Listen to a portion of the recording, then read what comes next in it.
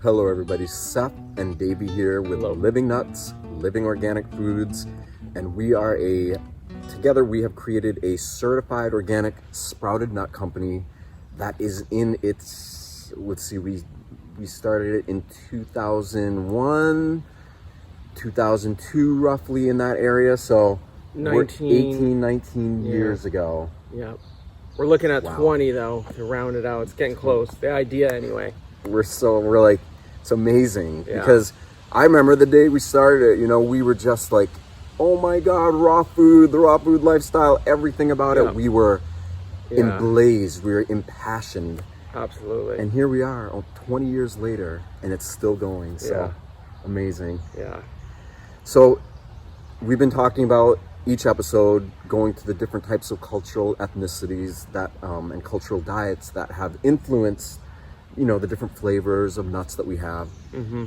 And this week we're going to kind of veer away from a specific cultural cuisine and go into something that is more generalized but from a health perspective. Yeah.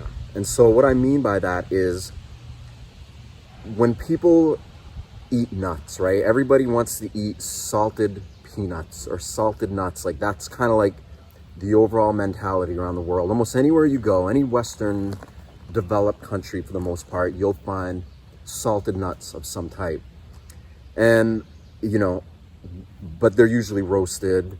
There's some kind of high intensity process that they go through, which can be damaging for nuts because nuts have a lot of oils. They have a lot of compounds in them that are very sensitive, and too much heat too fast can cause cause them to go rancid. Rancidity. Like lots of different things can happen to shift the nutritional profile in a way that it's less bioavailable for the human body. So in this vein, or in this thought of like, how do you create the most healthy salted nuts so that it still fills the taste profile and flavor profile that people want to have, we were like, okay, we're going to do a sprouted salted nut.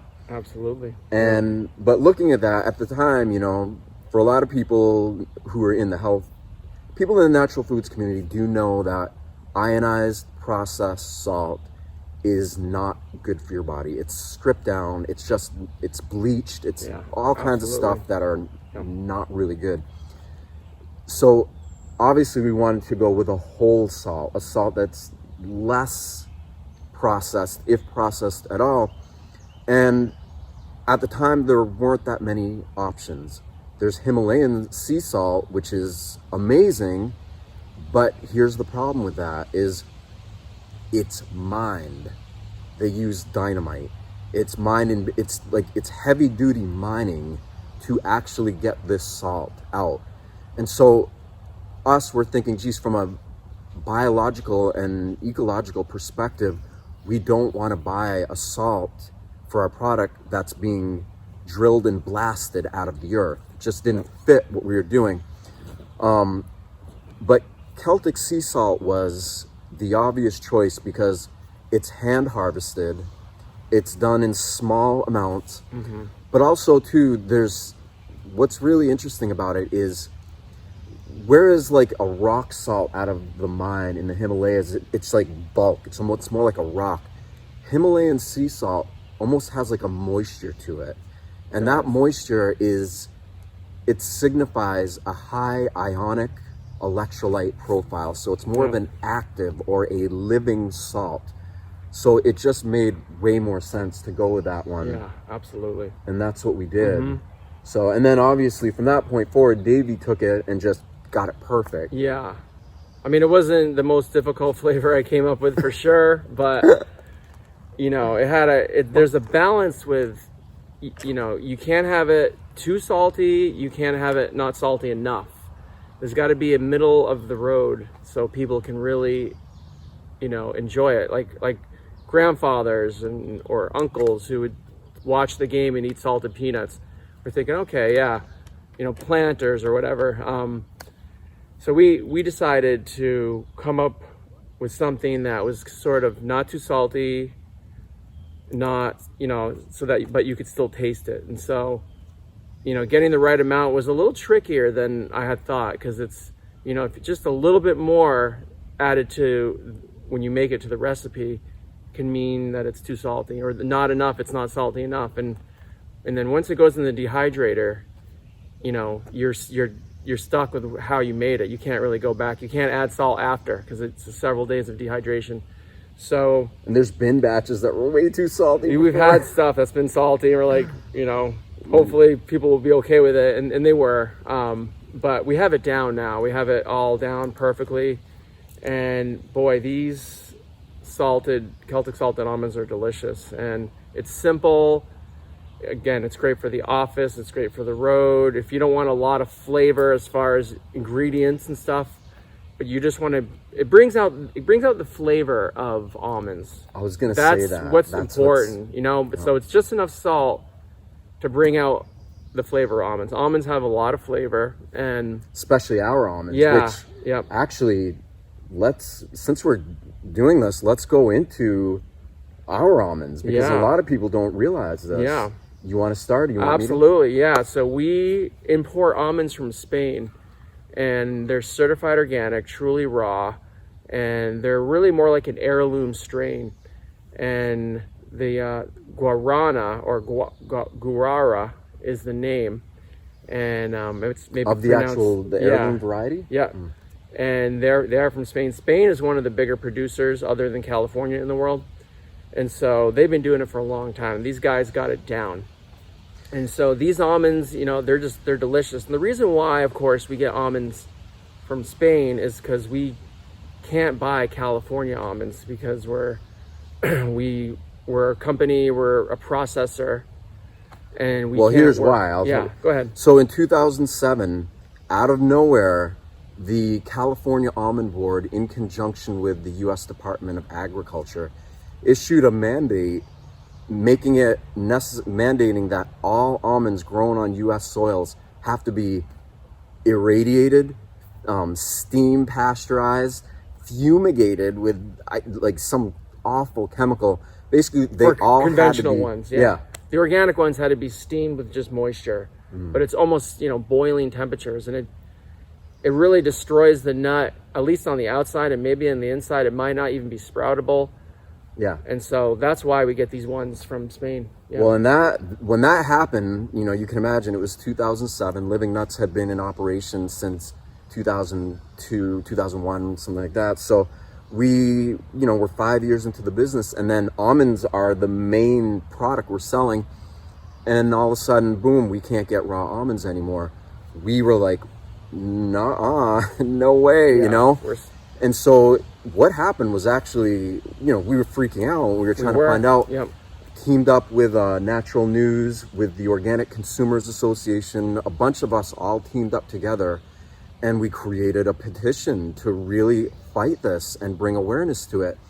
And we got thousands and thousands of people to sign the petition, and we did a lot in the media to really just create greater awareness around this.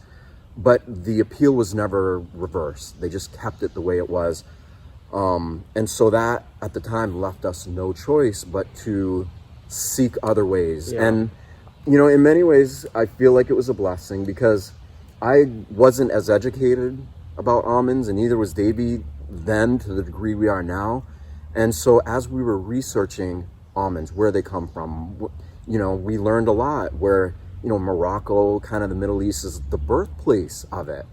And that the original almonds weren't actually used as food because they had so much what's called laetrile, which is a B vitamin, which is I'm not allowed to make claims, but it's has extremely powerful health benefits that are helping all kinds of people. But those were so potent. That's why when you taste an almond extract, it's so strong and stringent. You're just like, whoa. But those original almonds were like that. They weren't bitter almonds, they're called. They were just so bitter you couldn't eat them. Yeah. And so what happened is they started hybridizing them. Now, hybridizing is very different than genetically modified. You can create hybrid things that are amazing. And in fact, a lot of amazing fruits and vegetables and things that we love and enjoy in this world are hybridized. And essentially, you're just watering the genetics down by breeding something that's more palatable or more acceptable to the Yeah. palate. So what we found out was that's where it started. That's where they grew. Then it grew into other European countries. Then different varieties of almonds came as a result of these hybridization efforts.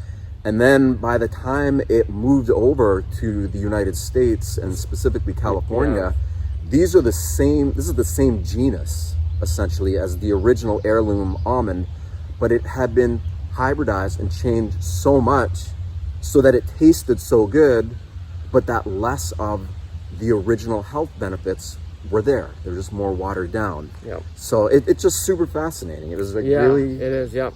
amazing. And California almonds are great, but they're more uniform. They're smooth. They're big too, big, and some of them are big. Yeah, the ones the Spanish almonds that we have are actually pretty big, and I've seen smaller California ones, but the California ones, it's almost like they've had plastic surgery. It's like it's very California, put it that way, and it's very smooth. It's perfect. It's like it went to the beach and it has the perfect look. So yeah, it's interesting. Not that that's that problem. It's interesting how it came to the U.S.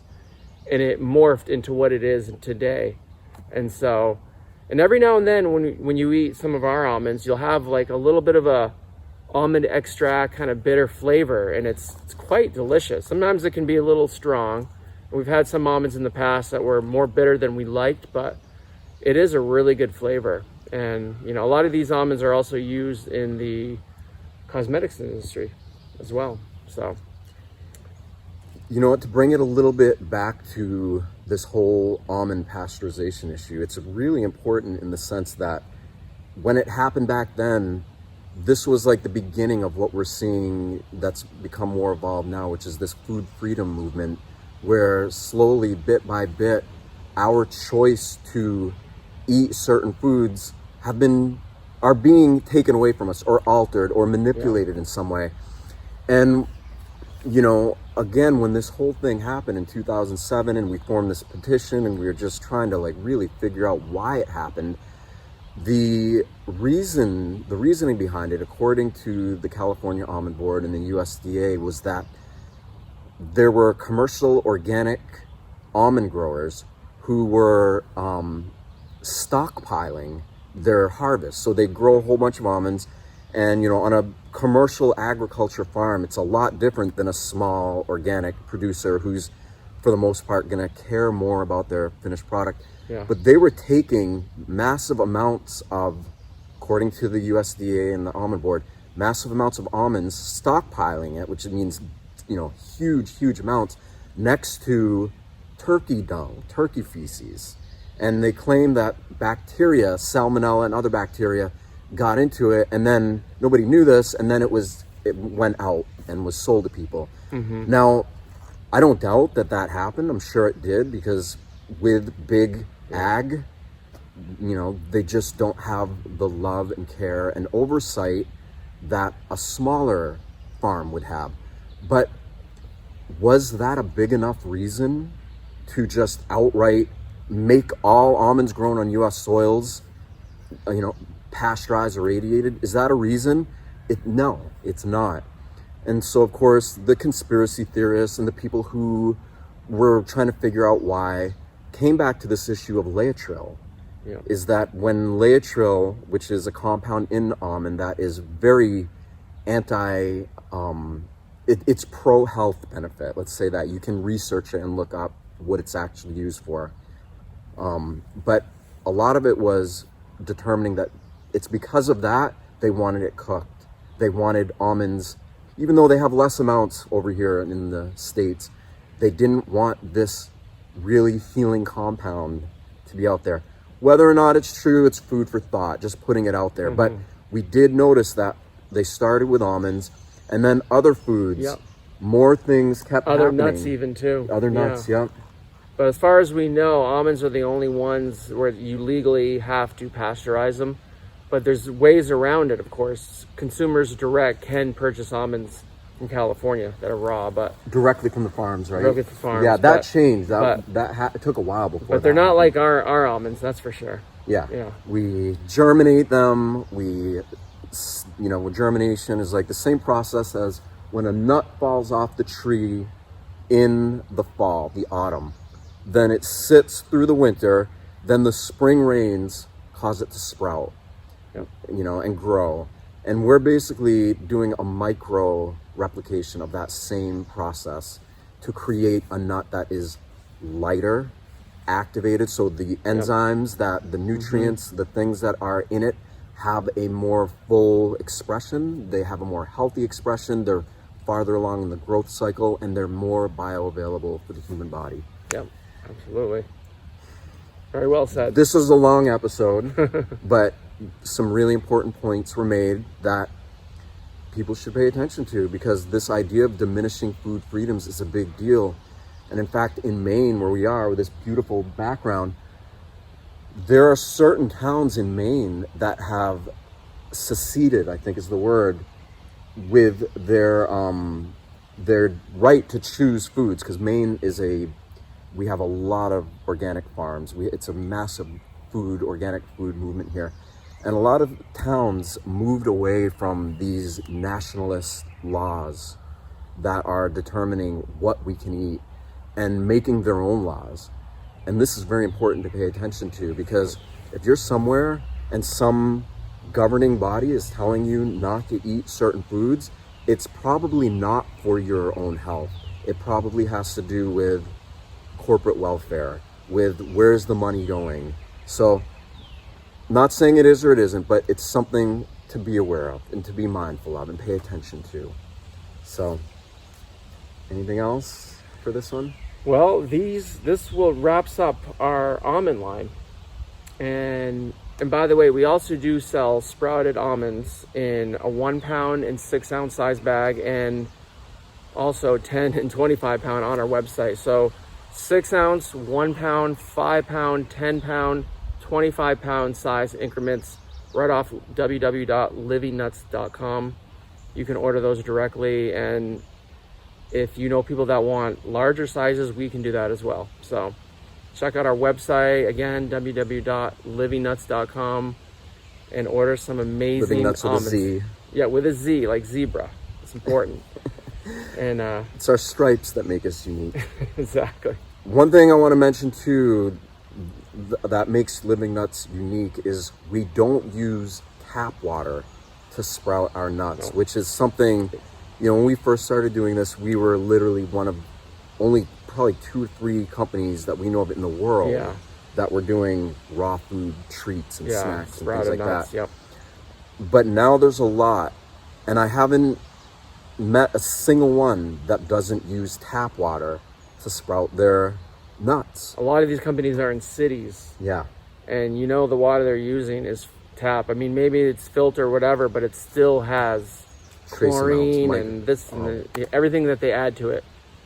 So that's another massive benefit. We use well water. Amazing from Maine, well water, yep. That's tested. Pure. That's actually naturally alkaline.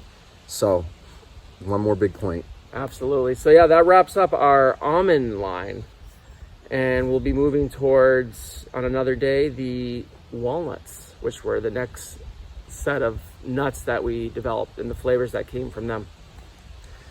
All right, everybody. Again, like this video, love it. Tag somebody who would love to know about Living Nutz. Share it. And again, just so people know, the search algorithms on social media work by human input. So if you are watching this and you do like it. Actually like the video, because that organic traffic is what gets this more known and seen and heard. So thank you. Thank you so much.